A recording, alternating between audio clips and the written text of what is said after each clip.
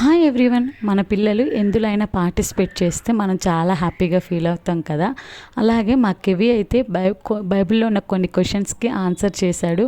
Of course కొన్ని wrong చెప్పాడు అనుకోండి, అయినా కానీ ఫస్ట్లోనే సక్సెస్ రావాలంటే రాదు కదా. నేను చాలా హ్యాపీగా ఫీల్ అయ్యాను. అండ్ అలాగే మా కెవికి గిఫ్ట్ కూడా వచ్చింది. ఆ విషయంలో నేను ఫుల్ హ్యాపీ. ఇంతకీ ఏం చెప్పాడో మీరు కూడా ఒక్కసారి వినండి. దేవుడు మనకిచ్చిన ఆజ్ఞలు ఎన్ని?